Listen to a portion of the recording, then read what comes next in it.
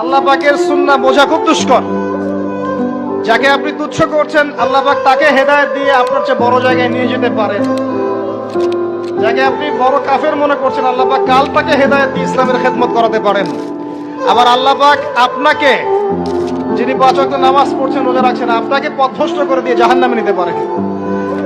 অতএব আত্ম অহংকারের কোনো সুযোগ নেই। জীবনে যদি কোনো নেক আমল থেকে থাকে, যে নেক আমলগুলো আপনি আল্লাহর সন্তুষ্টির জন্য করেছেন, আমি আজকের মাহফিল আল্লাহর নামে একটা কসম কেটে বলে যাই, ওয়াল্লাহি আল্লাহর কসম করে আমি আপনাদের বলছি, আপনার জীবনের এমন কোন নেক আমল যদি থাকে যে আমলটা শুধুমাত্র কেবলমাত্র আপনি আল্লাহকে খুশি করার জন্য করেছিলেন, ওই নেক আমলের ওসিলা দিয়ে দোয়া করতে দেরি হবে, দোয়া কবুল হতে দেরি হবে। ব্যক্তি দুনিয়ার জন্য দুনিয়া করে, আল্লাহ পাক তাকে ইহকাল পরকাল দুটোই নষ্ট করে দিবেন। যে ব্যক্তি পরকালের জন্য দুনিয়া করবে, আল্লাহ পাক তার দুনিয়া গুছিয়ে দিবেন, আখিরাতও গুছিয়ে দিবেন ইনশাআল্লাহ। প্রথম কথা হচ্ছে যে দুনিয়ার জীবনকে প্রাধান্য দেওয়া যাবে না। দুনিয়ার জীবনে প্রতিটা কাজ আপনি একটা উদ্দেশ্যই করবেন, সেটা হচ্ছে আল্লাহ সন্তুষ্ট। বিয়ে শাদী করেছি কেন? আল্লাহর জন্যে। পরিবার গঠন করেছি কেন? আল্লাহর জন্যে। সন্তান নিয়েছি কেন? আল্লাহর জন্যে। দিন শিখেছি কেন? ইলম শিখেছি কেন? আল্লাহর জন্যে। চাকরি কেন করি? আল্লাহর জন্যে। প্রতিটা কাজ ইবাদত হবে যদি আপনি মুহাম্মদ সাল্লাল্লাহু আলাইহি ওয়াসাল্লাম দিয়েছেন আমাদেরকে। কেন জানেন?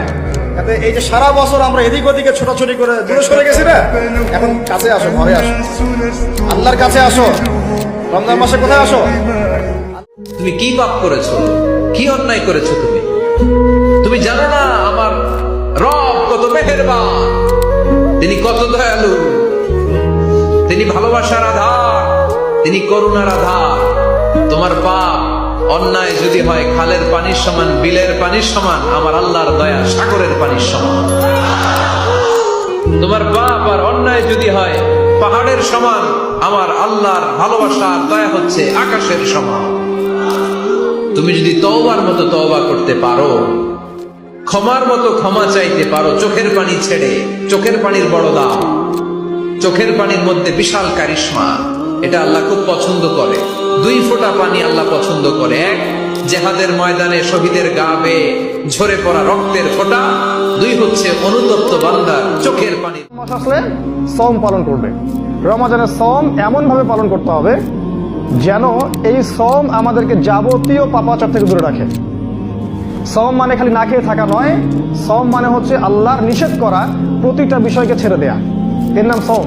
কেউ যদি রোজা রেখে মিথ্যা কথা বলে, ঘুষ খায়, সুদ খায়, দুর্নীতি করে, এ রোজা কেটে গেছে, এ রোজা নাই, ও পেট ছুপে থেকে লাভ নাই, এ রোজার কোনো গুরুত্বই না আল্লাহর কাছে। একটা হাদিস আছে যেটা পড়ে শান্তি লাগে, মনে হয় যে না আশা আছে পরকালে বাঁচা। সেটা হচ্ছে নবী সাল্লাল্লাহু আলাইহি ওয়াসাল্লাম সাহাবীদেরকে বলছেন যে তোমরা সাহাবীরা এমন একটা যুগে বাস করছো যেই যুগে ইসলামের 10% কেউ যদি ছেড়ে দেয় সে ধ্বংস হয়ে যাবে।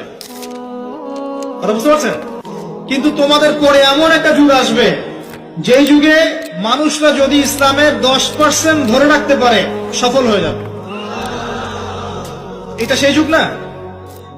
আপনার এই যুগে প্রতিটা আল্লাহ তুমি ক্ষমা করো, আল্লাহ তুমি ক্ষমা করো, আল্লাহ আমরা ভুল করে ফেলেছি। ভুল সবাই করে, কেনা করে, হ্যাঁ, কুল্লু ইবনে আদম খাত্তা।